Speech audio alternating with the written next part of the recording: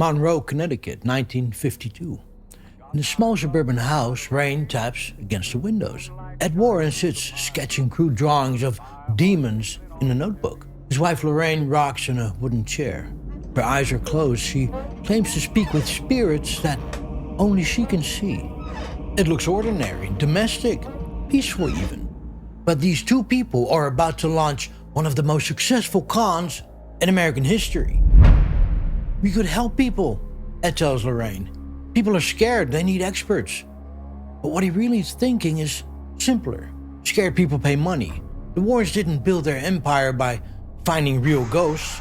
They built it by understanding something much more powerful than any supernatural force.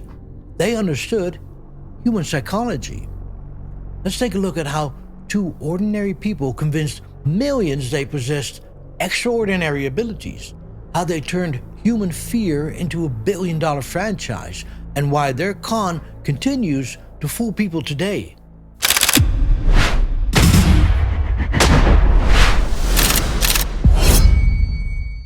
The Warrens claimed they investigated over 10,000 paranormal cases during their career. 10,000! That's roughly one supernatural encounter every other day for 50 years. Think about that number for a second. Does that sound believable? But nobody questions it because by the time they're making this claim, the Warrens are famous. Famous people don't get fact-checked the same way we do. 1973. Movie theaters across America are packed. The Exorcist had just been released. Audiences are streaming out, some literally sick with fear, others weeping from terror. America's primed for supernatural scares. The Cold War has everyone worried about invisible threats. Traditional religion feels distant to many people, but the fear of evil forces feels immediate and real. Ed Warren watches this cultural moment unfold and recognizes opportunity. He's not thinking like a paranormal investigator, he's thinking like a businessman. The Warrens return home to Monroe and Ed begins typing. He's creating an official-looking letterhead for something called the New England Society for Psychic Research. The name sounds academic, scientific, trustworthy. He stamps the documents with an official-looking seal he ordered from a printing shop. We're not charging money, Ed tells Lorraine. This is what makes us different. We're doing God's work. This is brilliant psychology. Positioning free services suggests pure motives. But Ed is already planning how every free investigation will generate paid opportunities, books, lectures, and their very own occult museum in the basement. Their first major case comes in 1975. A family in Amityville, Long Island calls them, desperate for help. The house at 112 Ocean Avenue has become famous. It's the site of a brutal murder the previous year, and now it's supposedly haunted by evil spirits. The Warrens pull in the driveway of the Dutch colonial house. November air carries the smell of dead leaves and salt water from the nearby bay. Neighbors, still on edge, peek through the curtains. The Lutz family greets them at the door. George, Kathy, and their children all looking exhausted and hollow-eyed from weeks of claiming supernatural torment. Thank God you're here, Kathy Lutz says, her voice shaking. We don't know what else to do.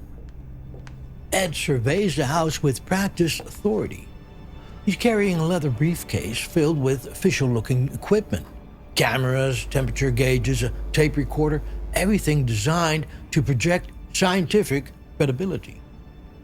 But he's not thinking like a scientist, he's thinking like a storyteller, already creating the narrative that will make this case famous. Tell me everything, Ed says, settling into the Lutz's living room. Lorraine sits quietly beside him, eyes half closed, supposedly sensing spiritual presence in the house. The family describes their experience: cold spots, strange odors, objects moving on their own, voices whisper in empty rooms. Ed listens carefully, but not the way an investigator would. He's listening like a writer, noting which details sound most dramatic, which stories will captivate audiences. He never considers alternative explanations. Stress from the house's murder history, financial pressure from their mortgage, the psychological impact of media attention already swirling around their situation. Instead, he nods gravely. "You're dealing with a demonic presence," he declares. "But don't worry, we know how to handle this." Kathy Lutz feels validation and fresh terror at the same time. Someone believes them, someone with authority and expertise confirms their experiences are real. What she doesn't realize is that Ed Warren has just made their private nightmare into his public opportunity.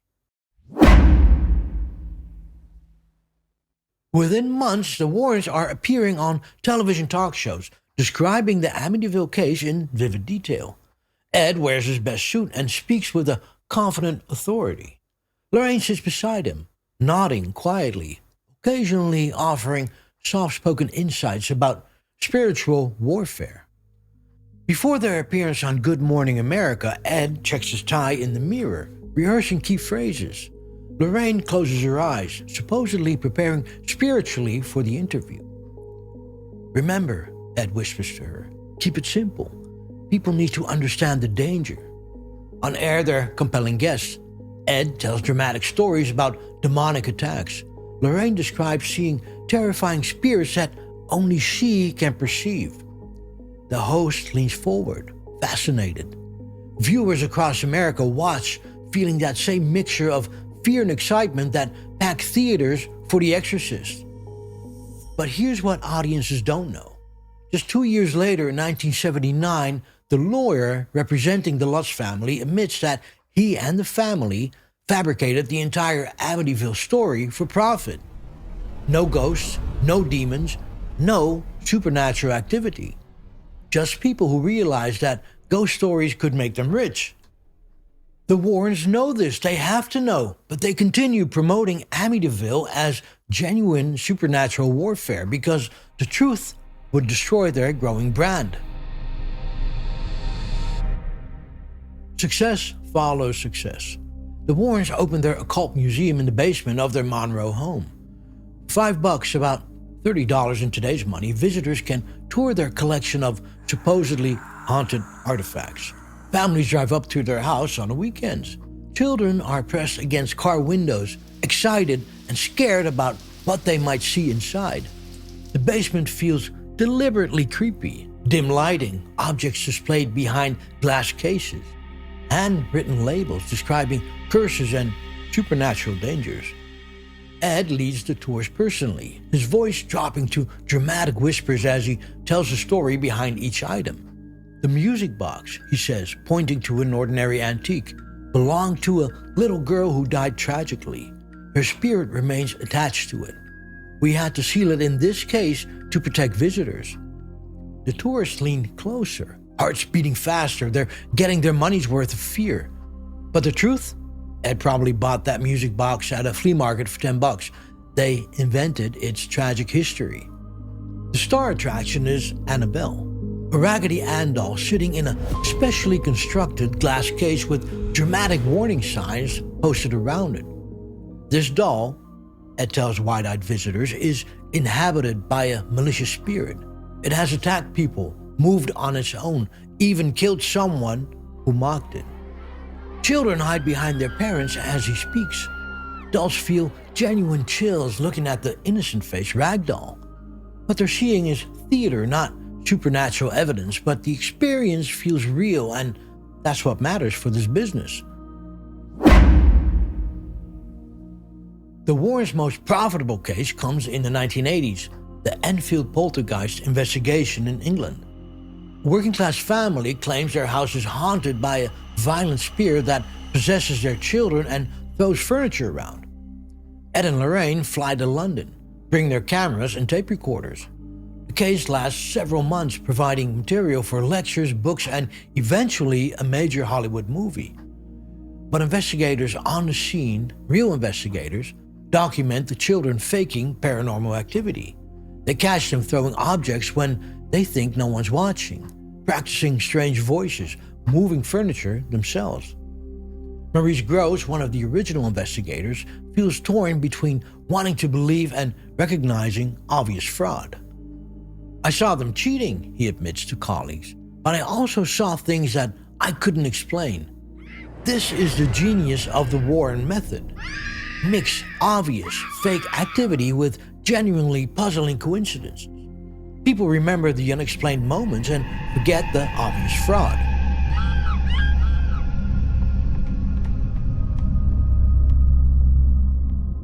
Ed Warren reviews his notes from Enfield, thinking about how to present the case to American audiences.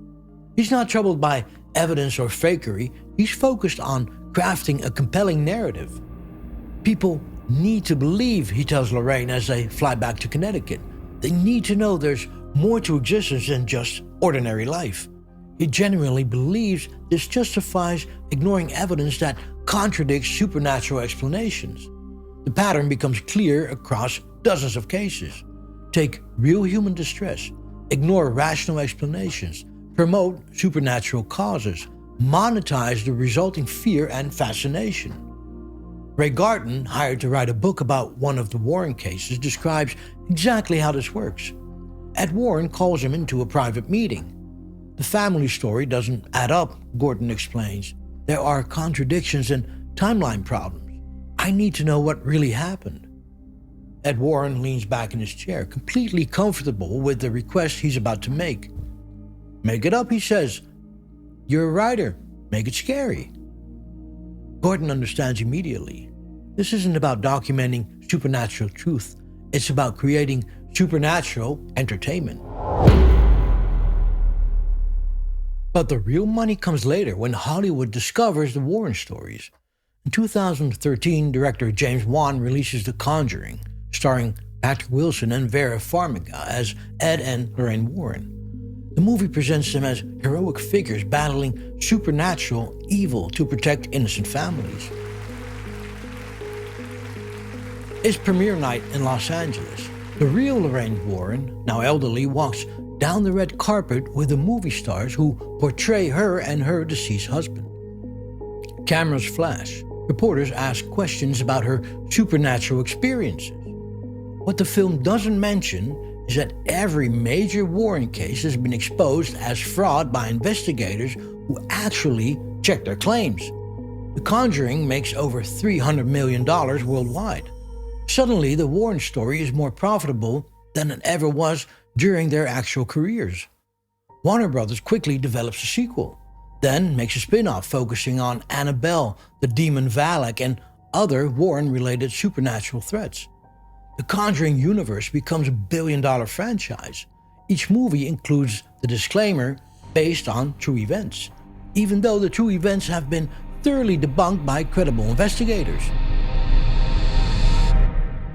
Audiences don't care about debunking. They want to believe the stories are real because that makes the movies more thrilling. And I totally get that. If it's based on fact, it's even more compelling. In the process, though, the Warren mythology becomes more powerful than the Warren reality. Young people discover the Warrens through these films. They are oblivious to the fraud allegations or the lack of evidence. The movies are creating new believers faster than skeptics can disprove it. Ed Warren died in 2006. Lorraine died in 2019. But their technique lives on, copied by paranormal entrepreneurs around the world. Zach Baggins runs a Las Vegas museum filled with supposedly haunted objects, charging $48 admission to see cursed items with dramatic backstories. The business model is identical to what the Warrens created decades earlier. YouTube channels dedicated to ghost hunting generate millions of views by visiting haunted locations and documenting supernatural encounters that follow the same patterns as the Warrens established. Social media influencers build followings by claiming supernatural sensitivity, selling merchandise related to their paranormal brand, hosting events for believers who want to feel connected to hidden spiritual reality. The template is always the same: claim special knowledge about supernatural forces, provide dramatic stories that confirm what believers want to hear, ignore evidence that contradicts supernatural explanations, monetize the resulting community of believers. People want to believe that their experiences matter, that they have access to hidden knowledge, that there are experts who can protect them from forces beyond their control. The Warrens provided all these things not through genuine supernatural investigations, but through sophisticated psychological manipulation disguised as a religious service. Think about the families whose real struggles got turned into profitable ghost stories. Children who grew up believing that they were the victims of demonic attacks rather than understanding the actual sources of their family's dysfunction. Parents whose psychological distress was reframed as supernatural drama, preventing them from getting the help they actually needed. The Warrens got rich and famous while the families who trusted them often faced public ridicule and ongoing trauma after their private struggles became public entertainment. So what's the real lesson here? It's not about whether ghosts exist or whether supernatural phenomena are possible. It's about recognizing when someone's getting rich from your fear. It's about understanding the difference between investigation and exploitation. Real investigators welcome skeptical examination of their evidence. They submit their findings to independent review. They change their conclusions when better evidence emerges. The Warrens never did any of these things because they knew their evidence wouldn't survive honest scrutiny. Instead, they built their authority through media appearances, religious endorsements, and emotional testimonials from people they convinced they were helping. They understood something crucial. People will pay more for stories that make them feel special than for facts that make them seem ordinary. So what did Ed and Lorraine Warren really believe about their own work?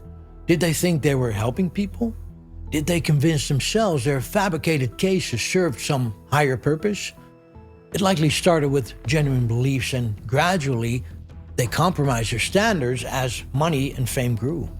Or maybe they always knew that they were running a con but justified it as giving people what they needed.